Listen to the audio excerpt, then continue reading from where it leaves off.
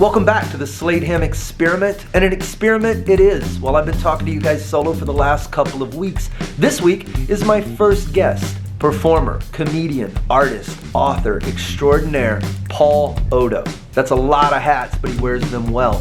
He's been doing stand-up for almost 20 years. He's written a book, he has a comedy special, he's working on a show for Edinburgh. He won the prestigious Boston Comedy Festival, which seems like the best place to start. How about we do that? Please welcome my guest, Paul Oddo.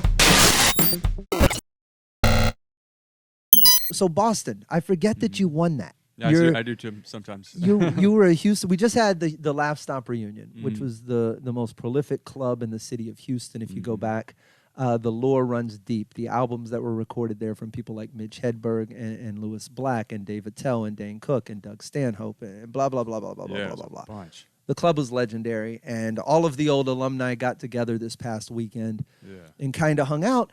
And of course, you pop up, and I forget that this is your Houston comedy. You were Houston comedy before. Technically, I was really Houston comedy, and then you flittered off to New York, and you won Boston. How does a suburban Houston comedian win the Boston Comedy Festival? Well, that was a weird one because I did it. I was a part of the festival twice, so I was a part of the Boston Comedy Festival, like, I want to say 2 years before I won. So I submitted and got in the whole thing, and I got bumped in the first round, and rightly so. I was just I wasn't in the right headspace for it. I brought my girlfriend at the time with me. We were trying to make it like a weekend whole thing. I didn't know what to expect, so I rented a fucking Jeep, and I was like, it's going to be a vacation type thing, and I didn't know. And I lost my ass on all that and got embarrassed in front of everybody. And, I was put it all on credit cards and the whole thing. And then, so that was that first time. And then in between that time and the time that I won, me and her busted up. And my MO is that I love being in relationships, but they ruin me. So I disappear into relationships with women. Like, my personality just gets absorbed into it. I don't know how to balance the two. And so anytime I'm outside of a relationship, I'm somewhat unstoppable, especially when it's like the fucking fire that I carry with me from that thing. So I entered the Boston Comedy Festival in the wake of that breakup. And so I was on this wild manic, I don't give a fuck. I cannot. You kind of hit that rock. There's like a sort of enlightenment to that level of rock bottomness, you know what I mean? That's like, well, fuck it, nothing matters then. I'm just going to go all in with every hand of cards that I play. And it gives you this sort of, I guess it reads as confidence, or it is confidence. It's just like, it doesn't matter. It's almost like a bull that got out. Sort of, yeah. Like, it's not confidence as much as it just is the rubber band has been wound to the point of popping, and it's going to go somewhere. Right. And it's like everything in that mindset is like, you want to fucking deal with this? Like, I got all kinds of pent up anger and crazy frustration that I'm just looking to channel. So it's like, I think of my brain a lot of the times as a fire hose that's sort of just nobody's holding on to. It's just, I got all this weird energy and stuff, and I can't quite grab it. But in those moments, I can grab it and direct it. And so it just so happened to coincide with the Boston Comedy Festival when I did it in 2012. And and I entered. I didn't even really know the structure of it. I just knew that it was, there was like 3 rounds, so I was working at a bar, so I just took the bus back and forth between New York and Boston every round. Oh, wow. And so I just went back to work. So I just go there, do the shit, and I was in such a like I said, manic headspace. It's like, there's no way I'm going to lose every round I was a part of. I was like, I'm not even thinking about it like that. I'm just like, I'm just going to have a fucking great set, and I don't even think of this as a competition. I'm just like, I am just blasting on all cylinders, and then I'll just leave. Because who knows what the politics of these things are. They might just choose somebody. I don't know the whole game, so I wasn't even thinking about the game. I was just like, just have a great set. Be there.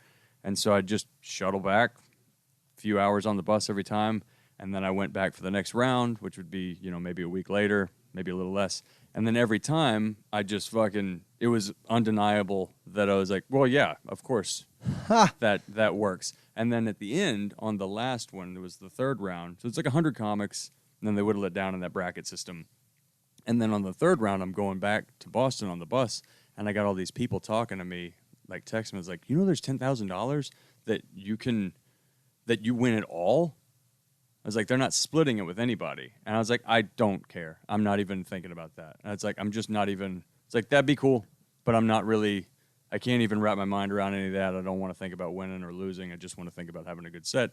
And so I went and, and it was at this big theater, and I was just super fucking excited to be performing in this big theater. And I was like chatting with everybody beforehand. It's like, isn't this amazing? We're all at this like thing, but everybody's so in their head and just anxious, like nobody could relax like that. And I was like, man, it's fucking great. Whatever happens, because at that point, we're in contest. We hate you. Yes, that's everyone hates that person. How are you not stressed? How are you not pulling your hair out? How are you not losing your mind like the rest of us in our neurotic little notebooks? Completely. But it was, and I got that. But at the same time, I was like, well, I had met agents and managers by that tier, which is kind of what you're just trying to get to. You're just trying to get to that like third tier where people are noticing you, because then you kind of got the benefit of the thing, obviously aside from the money, but it's like the notoriety is a big part of it. Mm-hmm. So I've met those people and had some cards and had these bites that I had never had before in my career. So I was like, all right, well, it's a win at this point. Fuck it. Let's just have fun. And as I was like talking to people, I literally did not even put it in this like binary, I guess. But I was like, oh, well, you're going to fucking eat shit. If you walk out there like this all wound up, everybody is like, come on, man, have a drink. Let's fucking, it's fine. And then, so when I did my set, I had that mindset. And I was like, yeah, it's fine. And then when they told me I won, it felt like a dream because it was so surreal of just the amount of people. And I had brought this girl that I was just dating at the time. She just wanted to come. And she ended up being my fiance, now ex-fiance, but that was like one of our first big weekends together. So it was almost this like Adrian in the crowd while Rocky's up there thing. It was real strange. And they gave me a big check, like I won a golf tournament. And what's his name from the little? It wasn't Webster. Gary Coleman. Yeah. If it's not Emmanuel Lewis, it's got to be Gary Coleman. And if it's not that, I'm a horrible person. Whichever one it was, it made me feel both racist and also like I don't know if this is a dream. Thanks for dragging me into your. Yeah, exactly. Because there was a part of me. It was a very short, famous black guy, and I knew him, and he came up and he shook my hand, and I was like, Kevin Hart. There was a part of me that wanted to be like, aren't you dead? And he'd be like, yeah, and then I'd wake up, and I thought that check turned into glitter. Yeah, I thought that was what it was. And then it was just sort of a weird blur, but they gave me all the check, and they were like, yeah, it was. Well, I have a couple of questions about that, because the confidence in a scenario like that, especially going into the finals, you knew your set. Or did you not? Were you kind of, because if you're doing material, and this is kind of just nerd stand-up comedy talk, but if you're a comic and if you got A game, if you asked me 7 minutes of A game, and I had everything to pick from, I don't know how stressed I would. I think some of the environment, if you just went Tonight Show, then I'm there's nerves. But if I'd been in a contest up until that point, and the finals at this point, it's not like you're throwing me to the wolves. I know these people. I know the environment. It's been a week or two or however long it's been. Yeah, enough time to sweat. I guess you can go into that confidently. Yeah, it was partially because of this strange, like, headspace I was in, because the material I was using, I had only recently come up with. So it was also because like I was You're doing this newish. Yeah, I was doing this thing where I was like, kind of in this near-death experience mentality of like returning to stand-up because I had hung it up for about 4.5 years dating this girl and only just doing it on life support. So I was doing things that I really was passionate about like feeling like I'm going insane and like I feel like we all are. But it was material that I tested out in a way in the New York environment where I would go to an open mic because there's a bunch of terrible open mics in New York, which is something that people don't tell you about moving to New York, is that there are a lot of open mics, but they're real real bad. If you had to explain New York to a suburb kid who's considering moving to New York and has never really seen anything but the cities adjacent to his suburb, how would you describe New York to them? Do you mean as a comic? As a comic and then as a civilian, both. Okay, so the thing that got me there as a comic, like aspiring comedian, was I just looked at the amount of stage time just on paper. I was like, this amount of stage time equals better. Like, you can get better by being able, I can go up on stage like fucking as many as 10 times a night if I really hustle, you know? But when you get to the reality of it, these things are not accessible. And if they are accessible, it's a lot of lunatics talking to each other, and it's very cliquish and weird in a way that is a vast understatement of cliquish and weird. It is, I would say, not productive and maybe anti-productive in a lot of ways, because it makes you not trust yourself more, because you'll go there with something that works everywhere, and because you're a new guy and because they don't know you and because you might be threatening their thing, they're deliberately withholding laughs. Are these crowds predominantly comedians? It's only comedians. This is like only comics, only like the strangest of the open mic people that are like entrenched in that whole thing, and you're like in a basement of a bar. It's a weird fucking scene. How do you use a mic like that? Well, that's what I was. So where I went into it when I started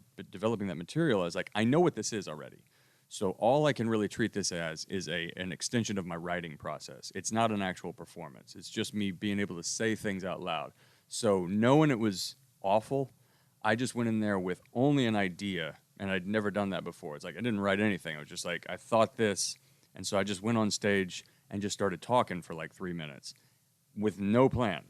And it was so terrifying doing that. It was like you're in a legitimate fight where like my dick's going up into my body and I'm like just like in a fight or flight mode, like sweating, just real, because I'm super meticulous with my writing. So this is a real just jumping out of a plane and like throw the parachute after me. Travis I'll catch it in the Pastrana. air and we'll figure it out. So I recorded those things. So I did the one, right? So there's like 4 open mics that I could go to in a night. So I did the one, I recorded it. I got a couple of little laughs out of something, and I was just like, felt like I got slapped around by a big guy. And then I listened to that on the way to the next open mic. And then I took that thing and kind of did the same thing, but I knew where the beats were. And then by the 4th one, you kind of got a thing. But it was nothing I had ever done before. So the material that I used on the Boston Comedy Festival was developed that way. So it was just like forged in this like little gauntlet of... Not in a coffee shop. No, just terrifying myself. Yes, live fight. These are tree branches grabbed in a medieval war. I killed a guy with a tree branch. Exactly. So when I went up on stage with that stuff, I could take parts away and move it because I was like lucid, and also, and I was, you know the difference between a fucking open mic and like a paid show. Like these people want to laugh, so you're already swinging with less bats because it's just a fucking cakewalk. So after doing that in front of the worst crowds, then to take that in front of a theater, like a proper theater full of paying people at this is a respectable show in Boston of all places, where they're like a comedy nerd town. And so anyway, it just worked right like that. So I could kind of move. Plus I had all this improv experience at that time. I've been doing improv in New York for a few years, and I was like several $1,000s into that embarrassment, but it helps. You know, that was my intention in doing it, was to get better, thinking on my feet. Well, we toured together now multiple times. Through, as I was trying to add it up the other day, I was like, no, we've done Europe and we've done Africa and we've done the Middle East and we've been into, and along the way, I've watched you. To me, I won't be out of the room for your first few minutes. Oh, just to see kind of what. Because I know it's going to be environmental or situational, or I'm guessing a lot of what you're talking about doing, sort of that writing on stage, and I'm guilty of a lot of this myself, but how important is that? Has that writing on stage process stuck with you since then? Is that something that hangs around, or are you like right back to coffee shops? And I'm trying to kind of get back to being a little bit more premeditated, because I went so far away from it. In the years that I've been in New York, because when I was here with you guys and Sam and Sarah and everybody and all the people that we kind of, well, I know we were a little ships in the night at that time, but in development, we were, at the same kind of plane. My beginning stages of doing stand-up was just I wrote an essay and I memorized it, and that was what I did. And if I went on stage and somebody like bumped the record player, I'm just skipping and like a fucking Roomba, just like bumping up against the wall. So it was no you good. You broke the code. Yeah, and then I featured for Dane Cook, of all people, when he was on his come-up, before, back... The tank top time. Yeah, right when it was just like...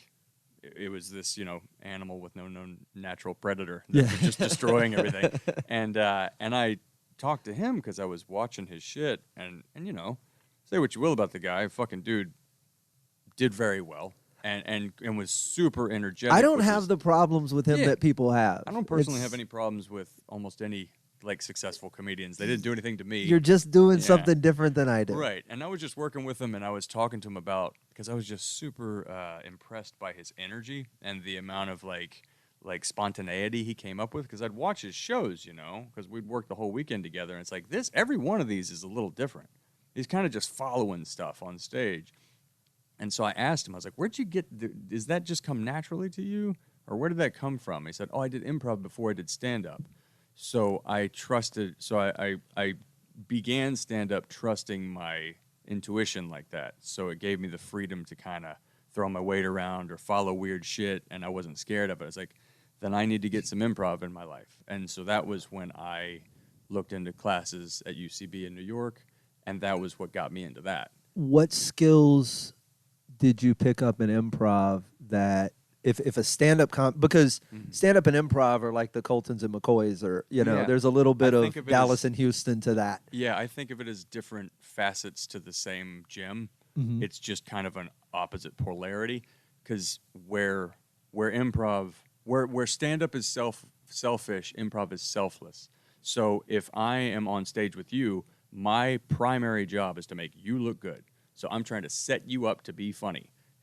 Not about me at all. And that's the thing that you learn about it. And that's why so many stand-ups are not good at improv, because they don't know how. It's like a lot of... we're all 7'2". We only know how to spike a volleyball. Right. And I always think of it as an only child playing with people that have always had brothers and sisters. They don't know how to share right. But you can, if you kind of just let go of your preconceived notions about what this is supposed to be. It's way harder, I think, to go from stand-up to improv than it is for improv to stand-up, but it's way scarier for them to do it to what we do. So it's sort of different. Like, your muscles are atrophied in weird ways. Well, you walk into, and this is me being non-improv, but I do think of it in that sense, being easier in that you kind of go out there, you just look around, you go, well, even if all y'all died, I could still be okay out here by myself. Yes. Like, that's the stand-up mentality. But that's the weird one, because you can't. You think that, but, like, one of the problems with it is I've known a lot of people that are, like, standout stars. Like, I saw Thomas Middleditch and Pete Holmes and I want to say some other very known person on the same improv team at some basement show when I first started out, right? And they sucked.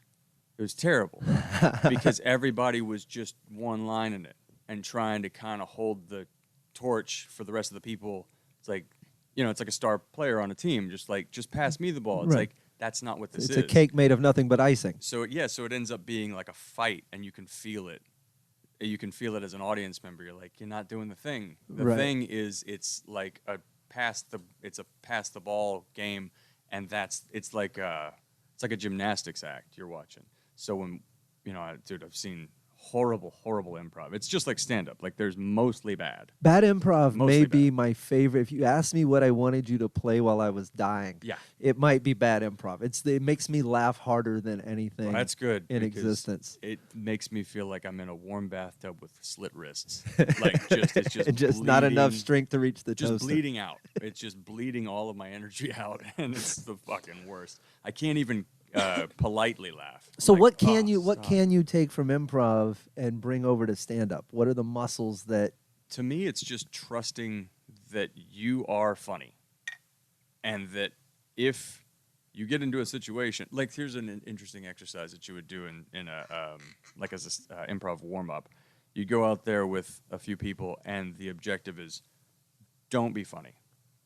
Do not be funny. Try to have a serious scene, like avoid laughs, and eventually something funny will happen because that's just how life works. You know, it's like something on you. You're making things up. Something strange is going to happen. So that's kind of it gives you the confidence to be like something will work out.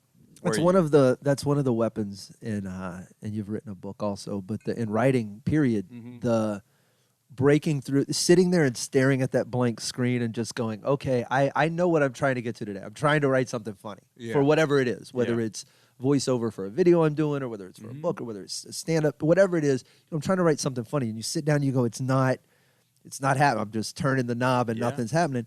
And you finally just go, okay, I'm going to write not what I'm trying to write. I'm just going to write. Yeah. Screw the outcome, screw funny. Yeah. I'm going to just say, and you almost, there's not a single time that I've done that. There's plenty of times, but rarely do you do that and not end up going, oh shit, something just, I scratched something loose. Just the act of, I will participate. Yeah, you're kind of panning for gold in a certain way. You just throw a bunch of silt in there and like, you're going to find something because that's kind of how we're just wired that way, to find anomalies and like little interesting threads. So there's that, and then I guess probably one of the bigger takeaways is like ego stuff. It's really good for your ego because you just eat shit with a bunch of other people in a different way than you do in stand-up because it's like you can share the failure. There's something about that. And then also improv people treat you with this weird level of respect where they're just like, I don't know how you do that shit. So there's a neat thing there too. And then like, I don't know, I just love all the different things about comedy. Like, be it written comedy, improv, stand-up, whatever, something weird, avant-garde shit. If it's funny, it's funny. So there's that. And then you really see it. I think the best translation for improv training is podcasting. Is because it teaches you not to fight. It teaches you to sort of just like, all right, well, let's share the stage. There's something to, and I've done a billion comedy podcasts. I couldn't even, 10,000 hours in podcasting is like, how many times you're at a table with kind of what you mentioned with the Pete Holmes improv troupe, where it's savagely funny people. Yeah. I mean, savagely, but they're used to being in that role of cleanup hitter. They're used to being at a table full of lesser comics, and it's kind of like, it's like a bunch of really good people playing Wheel of Fortune. Like, it just doesn't come back around if you don't get in, and it ends up being this gnawing on the bone that you're just like, oh, you guys could have all had 3 great lines. Instead, you all yelled one out over each other, and it's an interesting thing to watch people navigate. Comics really are, is. and it's the worst place for it is morning radio. Oh, I bet. Where the DJs are used to being the stars. It's the Sam and Buck show. So Sam and Buck are the funny people. Right. Or if at least Buck is, and Sam's used to setting up Buck, and Buck does the funny thing. So when you come in, you sort of you shake the whole ant farm a little bit. They don't quite know what to do with it. And you're suddenly getting stepped on, and I had a DJ one morning lead me into a bit so he could do my punchline in front. And you go, what am I here for? That's rough. Bro, just take my stuff. I know. It's rough. And that's kind of the take my stuff. I'm trying to think, just the other thing about it was like, just as an example, just to cut to the chase of kind of what you're talking about, like improv is not a great place for star players. Like, they develop in things. Because someone's always going to be better than someone. Yeah, and they're like specialists. So there's like, and the best of them usually end up writing on a TV show, and that's one of the things. It trains you to work in a writer's room and like how to deal with all that and like structures of stuff, because it teaches you like Herald structure and these different structures of different types of improv forms and things. And that translates to TV and all that type of shit. But like, just as an example of, like, if, like, say, for instance, you're really funny and you do improv and you don't understand why it's not taking, a lot of the time it's because you're too fucking funny or you're too good for that. And one of my favorite examples is Donald Glover could never get on a team on UCB.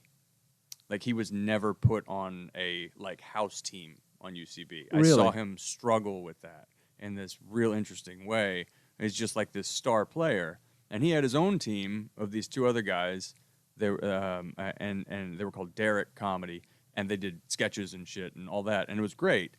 And they had their own little, like, shows that they would put on. And a lot of people would come because they were really funny. But he was never put on a house team at UCB because he was just too out of whack. And he also didn't get on Saturday Night Live for that reason.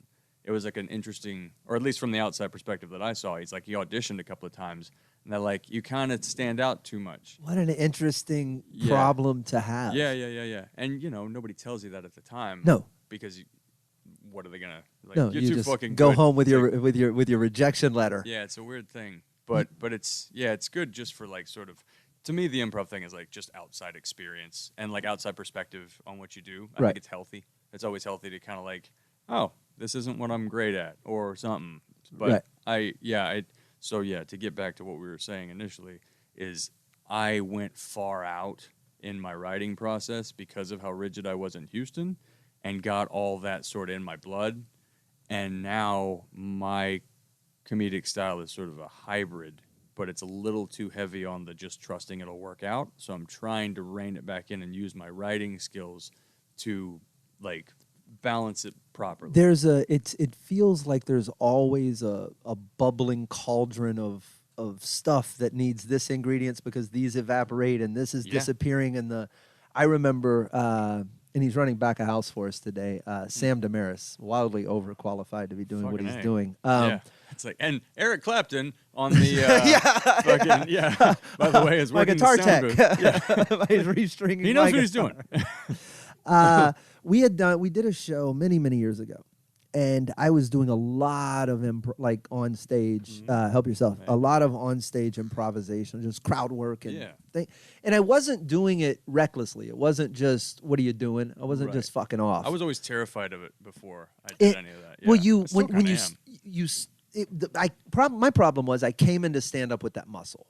I came into it with because your radio background, my radio background, and even before that, my middle school background of just surviving off of how well I could make fun of you. Right. And that muscle carries with you. You're brassy. You're not afraid to get into it. I'm always going to beat you in words because I'm 2 or 3 steps ahead. And then when I learned stand up, I was like, oh wait, I can write all this stuff ahead of time. I was kicking your ass when I didn't know anything. Right. Now I got, oh shit, let's go. So you get a little bit of that in you, and then you start going to the crowd with the knowledge that, well, I have these things hip pocketed. If this ever goes south, I can save myself. Sure.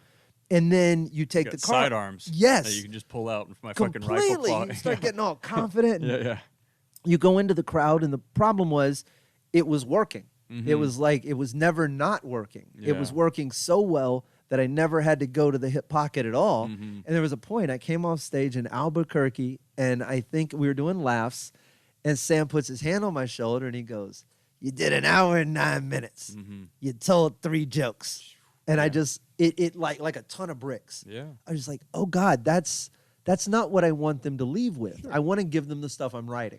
I want them to leave like, that dude's a really good joke writer and a really clever comic and blah, blah, blah. And I just instead look like I'm very capable of hosting an awesome party. Sure. And that's what crowd work is. And you can't, this is the biggest problem, is if you do crowd work for too long in a stretch, the audience learns your voice. They learn how you really talk when we're talking like this.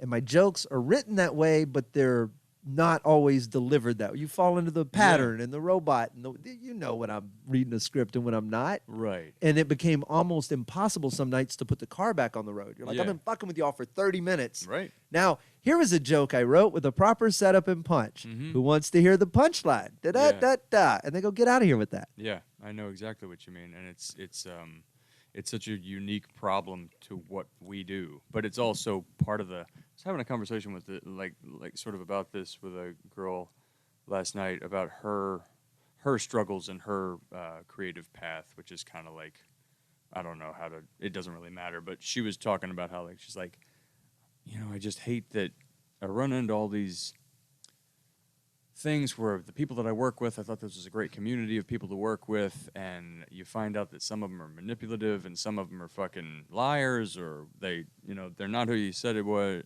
or whatever. And it kind of got back around to this thing.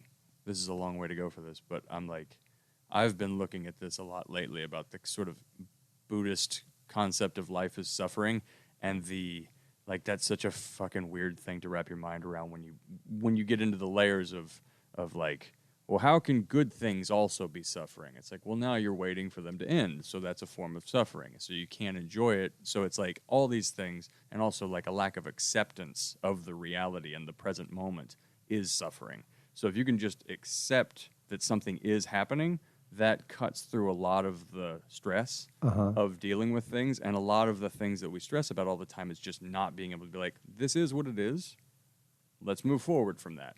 And one of the things about what you said that resonates with me is like, it's better if you just look at it and it's like, oh, that's just part of the it's just a flowing waves of this. And what's so interesting about stand-up to me, especially with like specials where you see like for the posterity of a moment to retire like this hour or whatever, you're really just seeing kind of like almost a fucking cross-section of a wave. Not really seeing a fucking, finished painting or something. This is a fucking slice of a liquid thing that is always, it will probably be better if you keep going with it, but it could be overly ripe. So you're kind of trying to pick that fruit at just this right time, but it's going to die on the vine if you keep going, but it's also sometimes not ready to pick. So you're trying to find that thing, but that's so interesting about stand-up. It's like the thing that you just described is like, that's part of the process of getting to where you're trying to get to. So we have this weird, like, I always use the jerk store analogy, like the Seinfeld jerk store analogy. It's like when people, the episode where he's like, well, just for the sake of restating it, it's like George tells us he fucking gets made fun of at his job, and he's eating a bunch of shrimp, and the guy's like, hey, George, the ocean called, they're running out of shrimp. And then he's like, God damn it. And then on his drive home, he's like, I had this idea. The jerk store called, and they're running out of you. And the whole thing, it's like, I had this good comeback, and we get to do that. We actually get to do that. Because we're reliving this Groundhog Day type experience where that's why it's so fucked up to mess with a comic on stage. Because, like, you don't understand. They got a million things in their pocket ready to hit you. That's like walking up to a UFC guy and trying to, like, take a shot at him. It's like, this guy fights all day long. We've imagined, so the French call it l'esprit d'escalier. That's my French is, I don't know if you can tell, terrible. Sounds great to me. The stairwell wit is what they call it. It's the thing you think of on your way down the stairs that you should have said back at the party in response to the guy. Got you. It is the problem with us is that once you fall into, at least for me, once I fall into the process of writing stand-up, right? Everything's potential material. So every interaction I'm having is potential material. So no matter what you do, even if you're my barista at the coffee shop, our whole interaction is running through this filter of like baleen in a whale's mouth. Yeah. And I'm just looking for something that might be, and I'm writing what might be a better response than what actually happened, so I can tell the story better than it actually happened, so I can make stand-up. That stand-up is nothing but us telling you the best version of the way things could have gone. Yeah, that's a great way to look at it. That is a great way to look at it. So that's the being able, when you yell something out, the odds of me having run this experiment at least a time or two or something close, you don't have a shot. Yeah, and it's like, just don't. My favorite one of those is like how you kind of like take reality and bend it to make, because we are just finding patterns. That's kind of our thing as humans, not even comics. It's like we're just pattern finding creatures. But I think comics are in this specific way, and then you can kind of like manifest a thing to where it's like, I guess what I'm trying to say is like, you know how some people ask you like, was that all a true story on stage or whatever? And it's such a funny like truth is such a disputable subjective, thing, arguable. And the my favorite one is Louis' bit about being on the plane that went really viral, that he talked about like right when Wi-Fi became available on planes, and everybody's we've got everything we want and everyone's miserable. Yeah, that exactly. piece. And he's like, the guy next to me was like, when the Wi-Fi went down, he's like, well, this is fucking bullshit. And he's like, how entitled you feel to a thing you only knew existed 5 seconds ago. and then he goes on that whole tangent of how everything's wonderful. You're in a chair everything's at miserable. 500 miles an hour. Yeah. And the wonderful thing about that bit is that I saw him talk about it years later on something, and he talked about how he's like, there wasn't a guy next to him. That was me. I had that feeling. But in order to relate that to the audience, I had to kind of Tyler Durden this guy so I could fucking explain it in a way that made sense to people. So it was still true, but it was also like, well, there wasn't a dude, but I don't have the time to fucking make you understand how it all works. It's the same way if you listen to the really poor storytellers at a dinner party or wherever else, that just, you go, all right, I get it. I'm willing to grant you the consolidation of character. I'm willing to let you make some creative decisions and have some editorial oversight so that I don't know, get to the point faster and in a way that doesn't lose us all, or in stand-up in a way that is funnier most efficiently, right? Like, how do I not confuse you? Here's what I'm trying to, we almost backwards engineer jokes sometimes. Yeah. Like, this is what I want you to get, and then let's go ahead and... I have one like that I've been doing. I'll never be able to figure out how to do it. I got a punchline for something. Your face just reminded me of your Matthew McConaughey, and I'm going to make you do it for the show's over, so just carry on. I have a bit, I don't know if it's an illustration or a joke or something, but the punchline is statutory grape. And I don't know where to go with that. I just have always loved that that's like favorite flavor, grape, favorite rape, statutory. I don't know how. And even then, it's like, it's not there. You got to figure this out. It's just on the shelf in my notes, in my brain. You have the destination and no way there. That's something waiting for a story. But yeah, as an example of back engineering jokes, it's like sometimes the punchline is there. I have another one that's Barney mackerel. I don't know how to get there, but one day the dots will connect, and it'll either be an illustration. Some of them a fish. Yeah, right, something. But it's like, that's just a goofy thing to me, in the same way the statutory grape thing is. It's an immediate visual. I want to ask two more questions, then we're going to shift gears. Okay. One, tell me what Herald Improv is, because I heard you mention that, and I don't know what that is. It's basically like an outline or like a roadmap to follow to do a improv show. So they would have these teams at UCB and also before that in Chicago at wherever the fuck they were teaching. And it's like when you teach people how to do improv, this is the little map that you give them. I got you. So you're like, all right, well, we're going to do a monologue up front. Somebody will tell a story, and then the people in the back line are just taking... It's a format for the show and Exactly. a bit of a roadmap, so it's not just 6 people standing on stage going, what do we do? It's really easy to think of. It's 3, so you have your monologue, and then it's 3 scenes, and then you have some group game where everybody does it, and then there's 3 more scenes, and those next 3 are some analogous continuation of the 3 prior. Okay. And then you have a little group game, and then you have your third beats, which is just a third row of scenes, and that's where all those scenes kind of weave together. And so it's a real loose template to just be like, just follow this map. And you look brilliant for tying everything together at the end, and the whole crowd goes nuts. Yeah. And if you can bring it back to the suggestion that was given to the monologist as the punchline of the final scene, people just stand up. And they're like, what the fuck? And that's the improv I appreciate.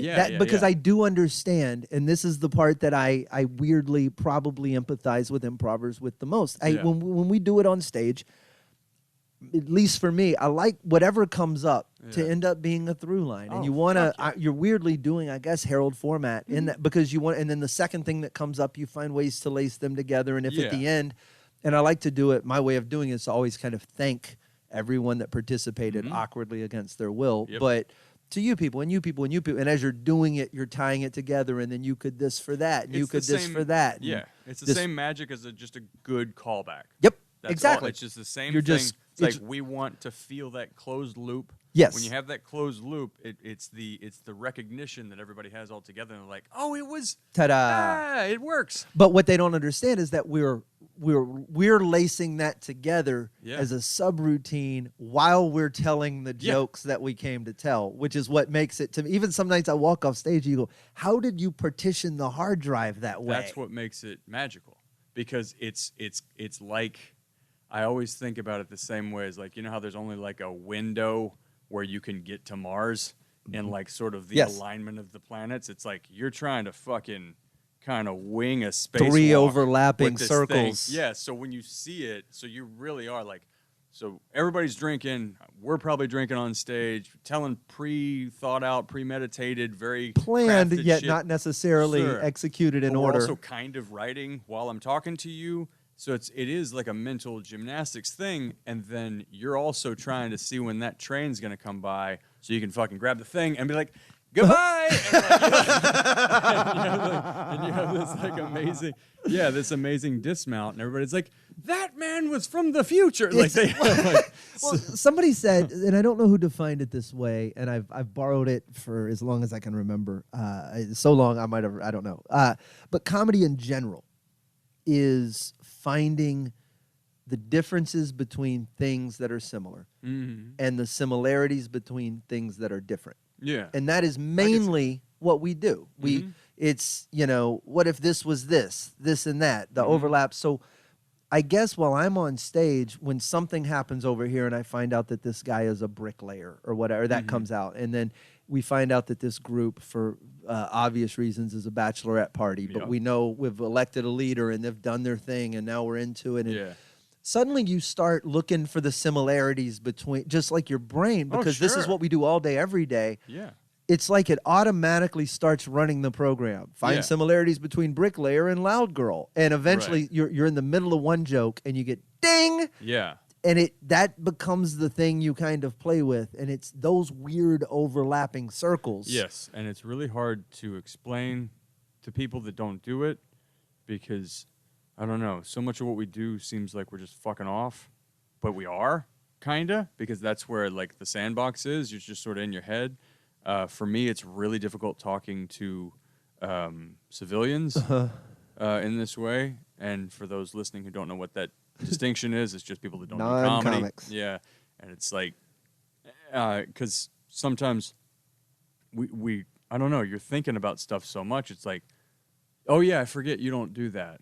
Like, because you don't need to. And also, it's not that it's better or worse. It's just that I'm sort of like, I'm always trying to do this. And I write down 90% of my life. Yeah. Like in some capacity of what happened. And not just because I'm trying to neurotically like journal, this is exactly what happened. But it's always in comparison to, oh, this happened. So it reminded me of this. And these two things go together.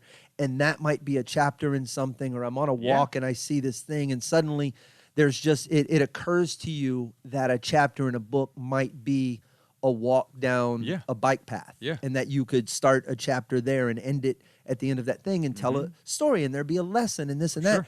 And while that's wonderful and beautiful and artistic, it also ruins a fucking walk. Yeah, like in a way where you just go, I can't turn it off. It can be a problem, and also with relationships too. Like, and I have a real problem with like with my relationships in that way, especially because I let it sort of consume me, the relationship.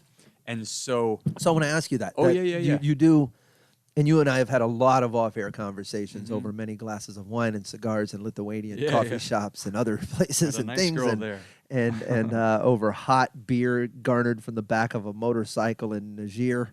Over many relationships that we've both had. You tend to, more so than I do, and when we're single, we're the same guy. It's very bizarre. Yeah, it's a funny thing. And then you have the ability to lose yourself like you almost symbiotically join the way I guess you should go into a relationship. But you become that person. That's and you become a debatable. person, and y'all become a person, and you lose a little bit of whatever this Paul is. And does it kill you artistically when you're in those things and you come out and do all this stuff in the light when you're single and you're all artistic, and then you go back into the relationship, you're like, I'm not gonna be creative. I mean, that's kind of the question I've been asking. Because sex is like you can go back to the greats and they'll all tell you that that's one of the most, creatively in the way. Yeah. Well, I used to have this bit that I did very early on in sort of just like at an open mic times, but there wasn't enough punchline to it. It was almost just more of a thought, was that if I didn't want sex, I could accomplish a lot more with my life, but I wouldn't have any reason to accomplish it. So it was always this funny thing. Like, I don't know why I do things if not for that, because it's been such a tremendous motivator to me. It's like, and it is my big motivation, is validation in that way. Like having the love of a woman or like being a part of a thing in that way and shit. And so I've had to examine that in a big way after like the wake of my engagement and that relationship, that last one that I thought we were going to get married and the whole shit. But the thing is I'm coming to understand that it's my way of retreating from success, is I hide in relationships.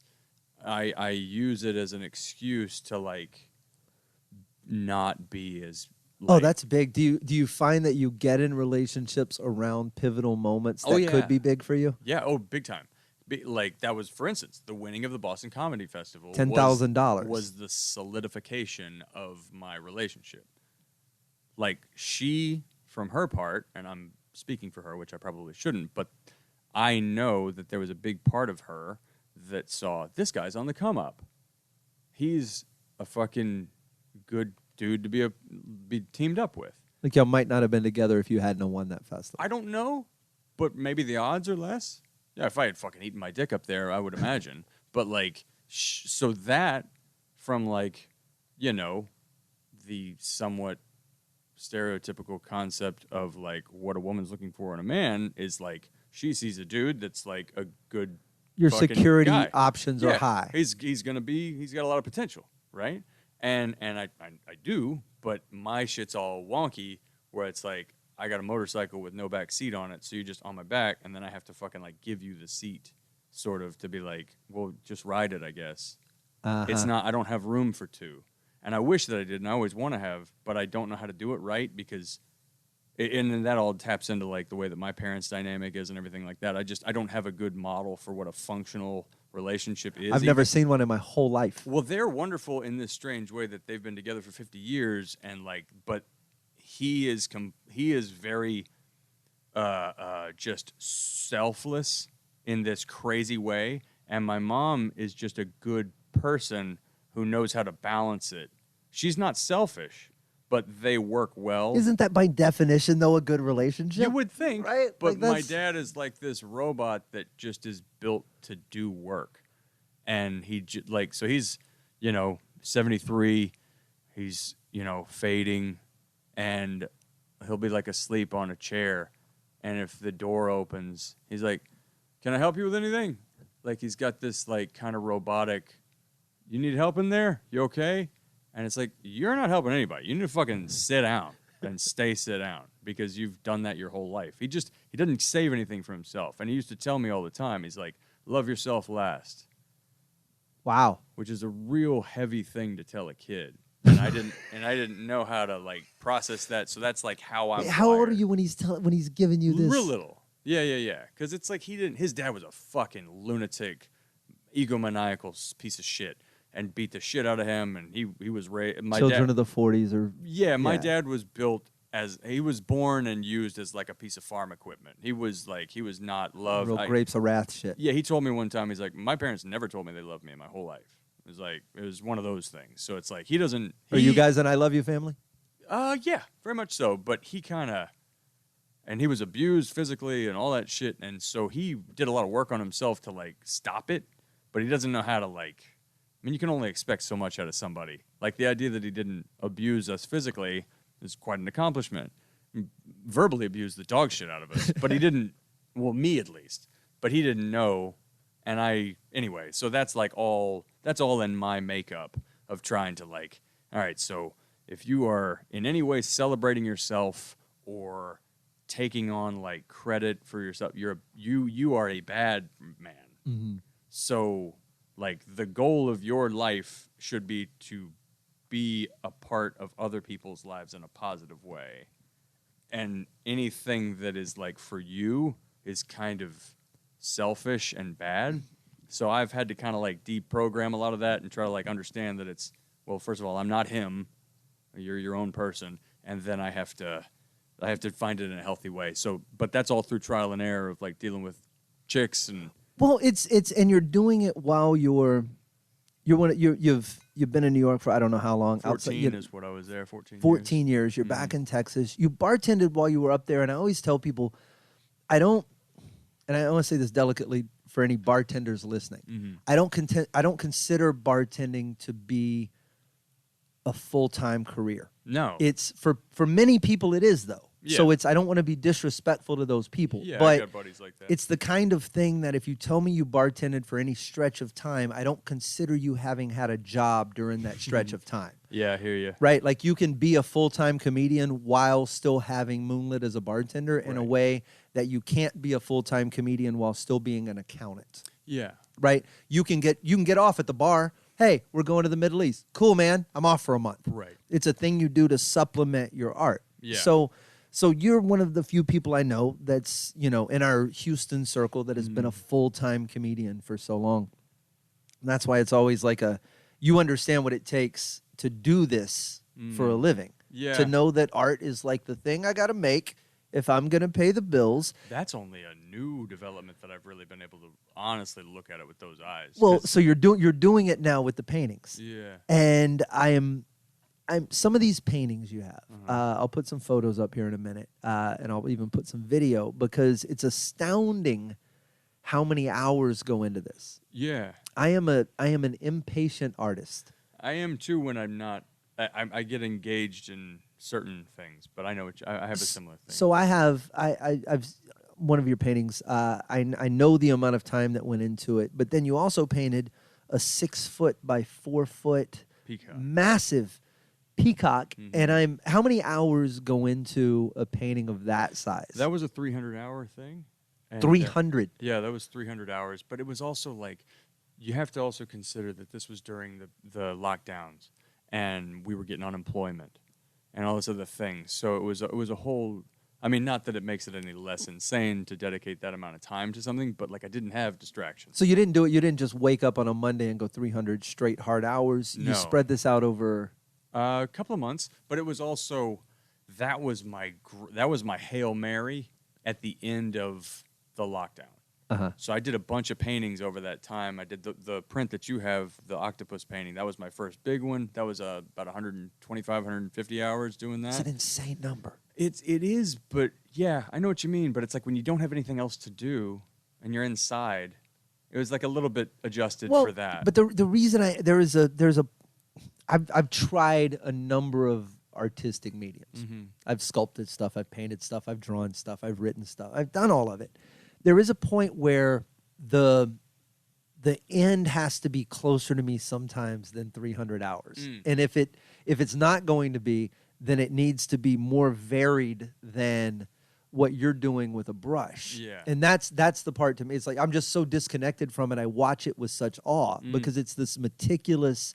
While we were overseas, you were telling, because I have this huge social media problem in that I can't deal with it. Yeah. So I just check out. And you're like, but you can curate a feed that's all happiness on Instagram. And I started following some artists and some other things. And at one point, I start following some of these people that are doing these meticulously stippling mandalas and these way crazier people. Oh, wait, far out crazy you. But you're close enough to be crazy near me, so I ask. That's when you're sitting there. And do you look at this as a whole, or are you just zoomed in and looking through a keyhole at the simple strokes you have to do? Because I can't make my brain go to whatever the place is you're about to, because I can't do it. I just sit down and I'm overwhelmed. I think the way to maybe look at it is like writing a book. It's kind of the same concept. So you're piecing a thing together, just a keystroke at a time. Same kind of thing, where you know what it looks like when it's done, but you don't. And the way that I always describe it to people when I'm doing little streams and talking to them about it is like it's like creating and solving a puzzle at the same time. So I'm just like carving out little pieces of a jigsaw puzzle and putting them together, and then I stand back and I look. It's like those pieces need to go there. I need to make more pieces over there, and so I just keep putting pieces all around. And then at some point, there's no more pieces to put anywhere, and that's when I know I'm done. So that's kind of the way that I the best way that I can articulate it is that it's like something I'm not sure what it's going to look like, but I know when it's done. Then what signifies the little victories along the way? So you do a Reddit stream. How do you? 300 hours away is forever. Yeah. What's and I a just kinda win put in that the on. middle? I do it in phases. So when I think about a painting, it's like I'm going to do it just in like phases of detail. Like I'll do like a wipe across the whole painting and see that it's all basically at the same level of whatever it is I'm going for, be it like light or detail or tone or whatever. And then I'm trying to go, so I kind of, in my head, guess about how many different phases of detail I'm going to pass by. So it's like the first one is just laying out the sort of the, what would you call it, the composition of it. And I do that as a sketch prior. And so there's that, and then there's like big colors, and then you kind of do smaller, big colors, and then you kind of go through that. And it's like there's going to be about 5 or 6 phases.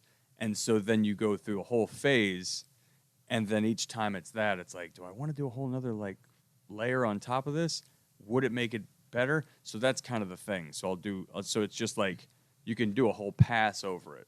And then sometimes, like it was with the peacock, because that was like my most ambitious thing that I had done, was I would get through a phase and there was like a chunk of it that was like, oh, that's what the next thing's going to look like, is this little area of feathers that are like weirdly detailed that I just kind of spent time on. Because the thing about the paintings is I can just get totally lost in it, and I just kind of Ouija board through it a little bit. It's like I can just find where, oh, that's just a fun place to hang out, and I could just do these crazy details. And then you're like, oh, well, what if it all looked like that? That'd be crazy. Or this other piece. So it's like, it is really like kind of feeling it in that way. And that's just been something I've always done as like a little kid. Well, do you do your stand-up sets the same way? Like when you're looking at Edinburgh, right, for Elsa, which is the show you've written, and I've seen big and bunches of parts of it. And do you approach a show like that the same? Do you conceptualize it large and then chisel out the parts along? That's kind of how I write my shows, but I don't. I feel like a crazy person locked in a room sometimes. Yeah. So. Well, I think that's kind of what it is. Really, is like not only that, but that's what making anything is to me. I mean, you're kind of feeling your way along the path in the dark.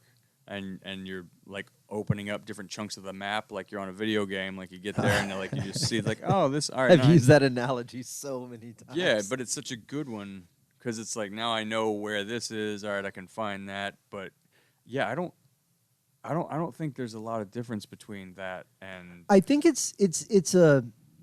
At the end of the day, I think when you've been an artist for 2 decades, which is we're comfortably sitting in that realm, you just learn that, okay, everything's makeable. Some of this takes longer than others. Right. But you got to step so far back and look at this is what I'm trying to do. Yeah. Can you see that you point up at the mountaintop, you go, that's what I'm trying to get. And then you can come back and look down at, all right, well, what do we need to do to get there? Yeah. Now, as opposed to, and then you go, well, I need to go here, and I need to go here, and I need to go here, and I need to go here, and then if I go here, I can get there. Right. And that's so much more swallowable than it's small goals along the way, and like everything that I've done that has got me to whatever this is that I'm at now is by way of the tacking or like circuitous navigation of life. So like every job I didn't want to have, all the bullshit that I dealt with in New York, just your stumbling through and stumbling forward in life. It's like, now I get how to deal with people. Like not only like, so for instance, I never understood the concept of doing art as like a job ever. And had I not gotten into like this woodworking business, which is a whole other thing, and then bartending forever, it was on top of it, and understanding how to like cultivate regulars, deal with clients, like understand that things need to be done in a way that's past your satisfaction in like a product because other people, and also nobody's going to look at it as closely as you at the same time. So but there's a lot of that you just map over on top of everything else in the same way as it does with comedy, same way as it does with anything else. It's like you're really just kind of dealing with people and like the networking part of it used to gross me out. And then I heard somebody say that networking is farming, it's not hunting. There's a lot of these little things that are just like little nuggets that you get. You know, it's like working in a fucking kitchen or behind a bar with somebody who's always done this, or they've got more experience than you, and they show you the shortcut how to do it. That's what it's really about. Like, it's finding all the different shortcuts and all the different things, and then finding a way to like apply them to different shit. You get to a point, and I just kind of realize, and again, time and I have a weird relationship where some days I'm like, I totally get how you work, and some days I'm like, how was that a decade? Mm-hmm. How did that even occur? Oh my God, yeah. So somewhere along the way, you just learn that most of this is just experience. Mm-hmm. My ability to do, at least for me, what I do on stage is predominantly due to the amount of situations I have encountered. Yeah. You just can't throw anything at me that I haven't seen. And the more of that you do in any industry, I don't care what it is. If it's drawing, it's picking up the pencil and starting to draw. Yeah. The more you can sit back all day long and YouTube video your way into knowledge. Yeah. But knowing what to do isn't enough. Right? Like if knowing what to do was the answer, we wouldn't have hunger or war or any of this shit. 'Cause you know what you ought to do. Yeah. We all know what we should do. And that's society too. But you have to do it. You have to get out there and physically put yourself in the situation and go, oh, that's what happens when I go left. That's what happens when I go right. That's what happens when I do this. And then suddenly you're like, you have this whole repertoire of if this, then that. Yeah. Brings us back to the heckler. That's if this, then this to my best of my ability. You can't go somewhere. You don't have a guess I haven't predicted. Yeah. Well, you're fucking a new baby in the woods otherwise. Yep. Like, you got to have that like trial and error that's been sort of like, here's a little roadmap. This kind of worked for us. Well, maybe it'll work for you. It's like maybe you build on top of it. Friend and a fan. And then we'll do one more quick thing. We'll get out of here. Okay. But she was asking. They have a group podcast right now. Herself and her husband, and it's all it's a little bit here, a little bit there. It's not really focused, but it shows their relationship well, and they've done some cool things. He is a wrestler and is working his way into professional wrestling and already a bunch of things. The story. I know, and they want to do something that showcases what he's into. Okay. And they're not quite sure how to figure it out, and they want something they can sustain that's podcastable, but something that's beneficial, and focuses on what he wants. And my only advice to any of these people is like, you have to find something that you would do if no one was listening. Yeah. Like, what's the conversation you would have with him about what he does that shines a light on what he does, but also that you could do if no one shows up. Yeah. Because most of the time, no one's going to show up. Yeah. You can make the greatest thing you've ever made in your entire life as an artist, and you can put it out there to the world, and you go, look at what I made, and you can scream it, and 16 people are going to watch your video. Right. That's how the internet works. Right. So if your goal is to do something that makes people watch it, and that's your only metric, you're going to be sad. Yeah, just do porn. Like, that's what that is. Like, that's all that is. It's just like, I know people are going to watch this. Sucking a dick on camera. Pretty fascinating. Get an OnlyFans. Yeah. Yeah. I get that's this whole TikTok generation where it used to be you tried something, you got very good at it, and then the greatest of the people at it got attention, and nobody else got a spotlight on them. And now all you really need are boobs and a cell phone. Yeah, well, something shifted where it was like currency followed attention, whereas now attention is currency. And so there's like a strange phase shift in that about like our understanding of reality. Yeah, where it's like there's like not an official currency at the moment. We're all just sort of waiting to find out what's going to be. Yeah, and in the meantime, there are people like, this is worth money. It's literally like we're in the cryptocurrency boom of entertainment. Yeah, kind of so. I mean, you got a coin? Oh. Well, that was a big understanding for me when I was doing the during the pandemic and shit. Like, I don't mean to drift. What was the question though?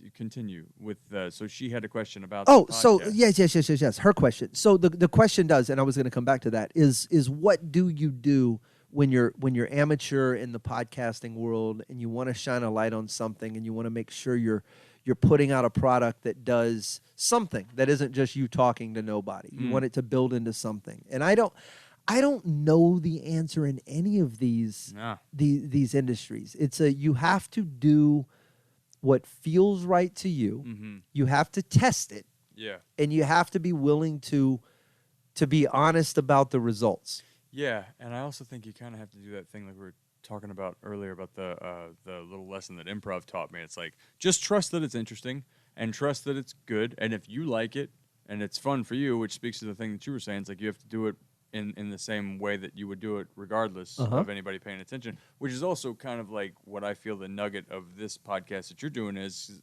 based on a lot of the talks that we've had about like, I just want to kind of talk about interesting things that I find interesting.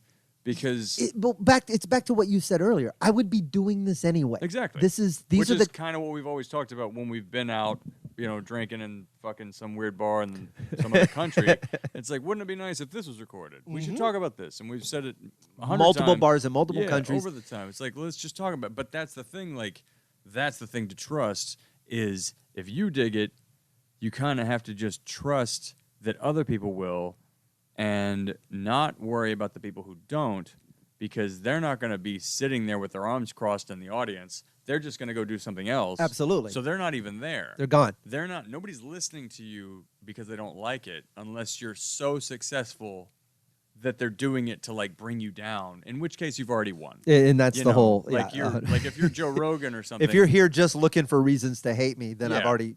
Yeah, like my job, for instance, would be like I work at Huffington Post and I fucking listen to Joe Rogan episodes so I can because try to find though sound bites. The ratio of hater to fan is like 1 to 99. Yeah, exactly. So if I have 10 people who hate me, great. I have a listening audience of 1,000. That's wonderful. Right. Yeah. So you've kind of beaten the problem in that regard. If you measure me by my enemies, kind of thing. Yes. Yeah. Yes. But also, you don't even need to worry about that up front. And it's such a funny thing that stops people from doing more podcasts or putting things out. People think people are, bro. I have said this. I have screamed this from the mountaintops. No one fucking cares. Yeah, which is no great. one. It's kind of like that mushroom realization. The first time you really get a good grip of mushrooms in your good brain. ego death. And then you're like, nothing matters. And somehow that's awesome. Like somehow that's amazing. It should sound like it's worse, but it's actually fantastic because it doesn't matter. And you can, and it does, but also doesn't. It's that like far removed perspective on life where you're like, fuck it, just do what you're gonna do. Because also with the podcasting specifically, you're only going to accumulate fans, really. Like you're just gonna. No one's following things they hate. Yeah. And it's such a hard thing to kind of believe, but it's the truth. There's so many things to do and pay attention to. The worst thing that's going to happen is someone you care about is going to listen because they care about you. Yeah. And they're going to think it's not great. And in a week, they're going to forget you did it entirely. Sure. I tell people all the time, I go, if you ever want out of stuff, if you ever want to just disappear and not deal with someone, just go, I'm writing a book. Oh, that's funny. And then you have an infinite amount of time in which to disappear. Now, you would think that would be problematic and that at the end of that, you would have to have a book. Yeah. They would go, well, what about that book you wrote? No one send it to them. Right. You don't even have to write it. That'll make Just them go away. take something different. Yeah. Take a book you downloaded off the internet. Yeah. Put your own cover on it. Write about 2 pages, and then just send it along. Mm-hmm. They're never going to read it. Yeah. You can create a year sabbatical if you want one. Yeah. No one you care about is going to read your dumb book. It's true. My dad used to say, if you want to get rid of somebody, loan them money. That's the best $20 Same you ever kind of spent. thing. It's like, they're gone. Give somebody some money if you want them to go away. Same kind of thing. It's like people don't like that kind of level of, I don't know, accountability or some shit. But yeah, you're totally right. I would just, that question kind of reminds me of the same difficult question that we get as comedians a lot of the time is people like, I'm thinking about doing stand-up. And you're like, well, if you're asking me if you're thinking about doing stand-up, you don't want to do stand-up. No. Because you'd you be don't doing need it. to ask anybody if you're going to do it. Nope. It's kind of just a thing you got to It's do. an imperative. You're Yeah. coming to me going, what is the fastest way there? Right. And How- it's different asking for like specific advice, Totally. little things about like how do I do this or that, but like how do I start? That's also kind of there. The too. general, like, I've been thinking about doing stand-up. But should I? It's like, Yeah. that's not my If call, your next man. question is, I don't know where to go, now we can talk. If your Right. question is, should I do it, then the answer is always 100% no. Do not. Don't. 'Cause This is not for you. It's such a fucking weird way to complicate your life. It's got so many great things. Well, so you're going to many spend wonderful half things. your life telling yourself you shouldn't anyway. You don't need the other half to automatically be on the side of questioning. Right. Half of you has to be confident in this because Yeah, the yeah, other yeah. half of you is coming for you. 100%. And you need to have that level of like, I chose this Mhm. in you when Paul, it gets ugly. the whole world is us uncertain all day, every day. Yeah. It is us trying to make sense of chaos that becomes more and more chaos by the day. So having something that you intentionally chose, like that, for me, I think stand-up was like, I didn't even choose it as much as it was like a buoy that I floated by. It was Yeah. just like, well, I think I can do that for a Yeah. minute. Yeah. And then it, obviously it stuck. Yeah. But it's a whatever it is you're doing, I think there's a lot of power in walking into it moderately intentionally. Yeah. I mean, it kind of, so there was,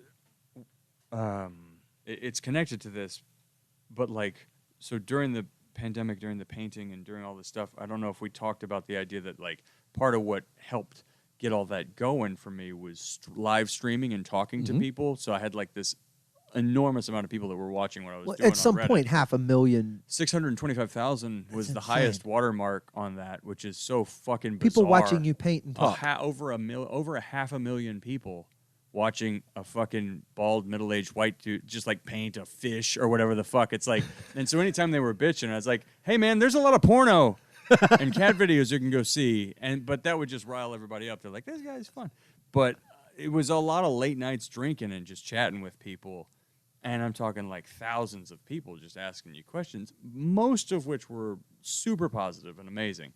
But it had like this recurring thing that people would ask about, like, I'm a fucking jewelry maker, or I'm a sculptor, or a painter, or a musician, or whatever. And they're like,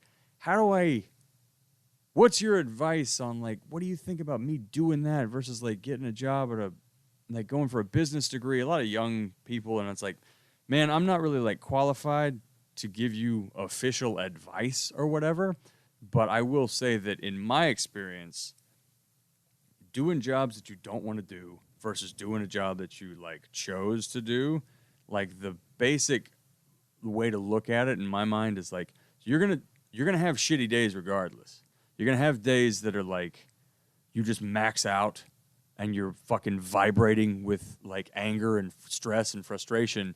But if you're working at a restaurant doing that time, or you're working at a fucking law firm that you don't like have a stake in, you're going to have that double bounce of pain where you're like, I don't even give a fuck about this. That's the fucking, where the bottom drops deeper and you feel the cold water on your toes, like over that like fucking swimming place. And you're like, oh my God, I don't know how deep that is. And it's really like overwhelming in that fear because it feels like it drops deeper than you can imagine. But if you picked it, if you chose it, like if you're a stand-up, for instance, and you're in some fucking hotel in Indiana and you're like, I don't know what the fuck I'm doing with my life, and was this the wrong thing to do? You would at least have that bedrock thing at the bottom where you're like, but I picked this. This is what I'm doing. I consciously chose to do this, and I actually care about this. There's something different about it being your car or rental in the parking lot versus Yeah. the kidnappers. That's the thing. And that's the thing to remember when you're trying to fucking pick a path, is like, if it's not for you and you don't have like skin in the game, you'll get to that place where you don't have a fucking thing to push off of. And then you're just somebody else's tool. Like you're a thing, like your whole heart is difficult water to get out of. But you really do have to think about it that way. It's like my pick. You know, if you can die on your own sword rather than for somebody else, that's a big fucking deal. It's a noble death. Yeah, and It's that's what you want, because we're all going to die, so you want to at least fucking find a good well, way to do it. I think about, I've been constantly over the pandemic in specific, and we talked a lot about this. Like me and my own mortality here lately, and just the realization, a lot of stuff with my father and his age, and the fact that there's less time between me now and the age my father was when he died than there was between me then and me now, and these weird sorts of things. And you just go, okay, what are the things I'm going to be disappointed? What if I'm laying there? Yeah. What are the things I'm going to wish I'd knocked out? And the upside is, and I can say this decently confidently, like there's not a lot. Like there will be more, and there will be things that occur. But I'm also like, man, if it was today, I'd be all right. I think about that every time I land in an airplane. Every single time I'm coming in for a landing on an airplane, I'm just like counting down before the fucking one tire fails, and then it spins out. Nothing seems less likely to land. And every time I'm doing that, I was like, if this is it, I'm okay. Right. And that's how I know, basically, that I'm like, all right, I'm doing the right thing. It's like, if I can fucking look around at the rest of this like group of people that I'm on the plane with and be like, it would be a tragedy for y'all. Yeah. Like, all of your friends and family, this little kid that's crying, that's got a whole life. It's like, I've done a lot of cool shit, and I feel really good about what I've done. I want to do a lot more, and I would love to have more time, but if this is the end of the line, I can walk through whatever gate with like my head high and be like, yeah, I did the best that I could given what I had, you know? I don't know a lot of people in that boat. I will drink to that. Aye.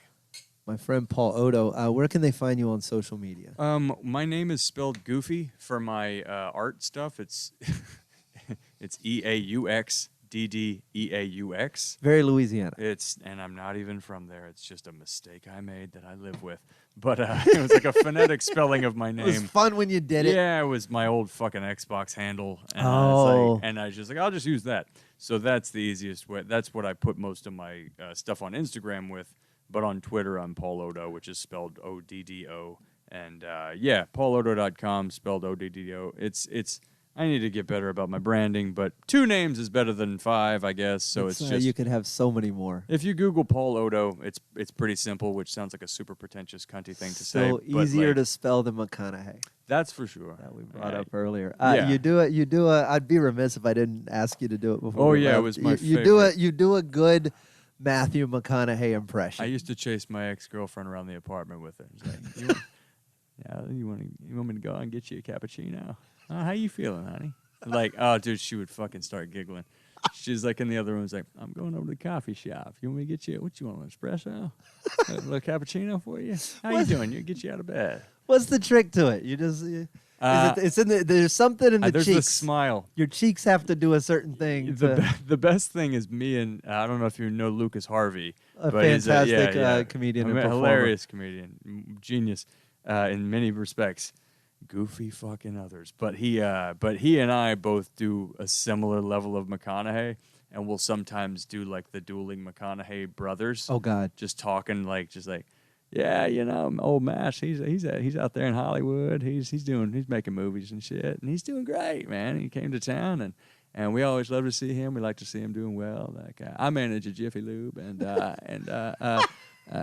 Kyle over here, yeah, you still working at that Wendy's? And he's like, yeah, I got the Wendy's down, but we talk to everybody about Matt and how he's doing, and sometimes he has us over for a pool party, and we ain't got to bring no beer or nothing. He's got all his fixings, and it's just great to see another one of us Matthew McConaughey types out there doing well. Yeah, it's like, and it's just a fun fucking game to just be like the less successful McConaughey boys. It's like, I get laid off a match runoff often. I got to tell you. Yeah. Just the idea that she could be introduced to my brother. I can go all night. Yeah, but that's always what I tell people. Whenever I'm better than that. I should be better than that. I was not better than that. But every time I tell people, like, because often a lot of the times people will say, "Well, you don't really have a Texas accent," and I don't think I have a heavy accent. It does come out more when you drink, obviously. But in New York, I'd be talking to girls, and they're like, well, I could always ham it up for you. It's like, which is just, you can, and it works. It's one of those last ones, although Texas accents. I can't promise you will be able to get an abortion. But I'll fly you wherever. You need a ride someplace? I'll drive you to. I got some drums. All right.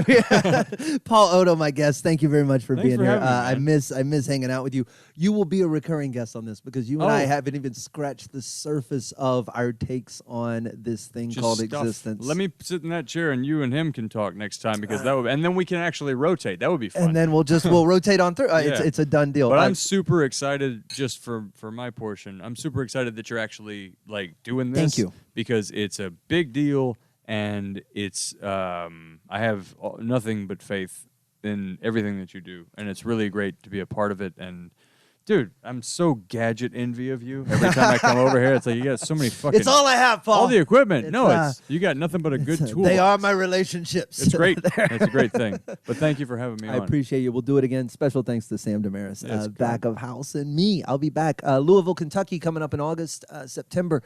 In Fort Worth. Those dates are on the screen right now. Sladeham.com if you want everything else, but mainly just be back here. Cheers.